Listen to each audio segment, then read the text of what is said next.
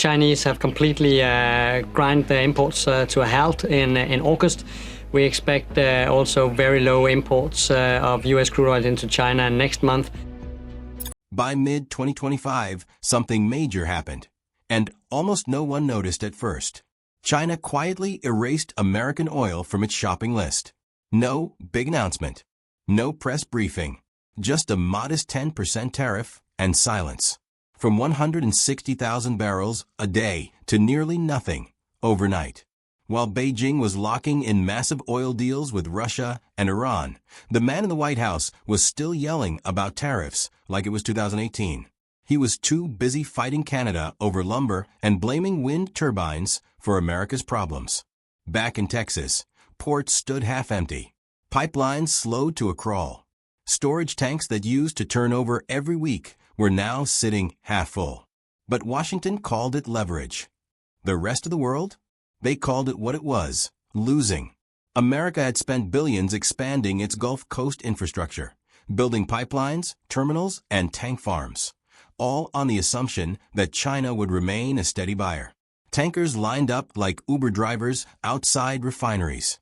And then, in February 2025, everything stopped. Even discounted barrels were ignored. No boycott, no threats, just a quiet reroute of the future. And it didn't stop there.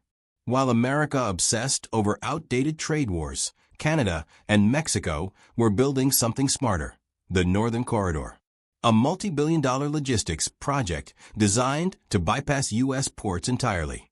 More than $120 billion in annual trade is now flowing through Pacific and Atlantic gateways, in Mexico and Canada, not through America. The two countries, physically connected to the U.S., decided they could no longer depend on it. Once the center of global trade, America is now being quietly written out of the script. Allies are linking arms and stepping around the shouting figure in the room. And the most brutal part? Nobody slammed the door. They just stopped knocking. This wasn't just the loss of an oil customer. It was a signal that the world no longer sees America as a reliable partner.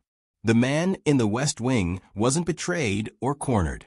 He was simply left behind, holding a megaphone, shouting at windmills, while the rest of the world moved forward. And when history looks back, it won't ask who yelled the loudest.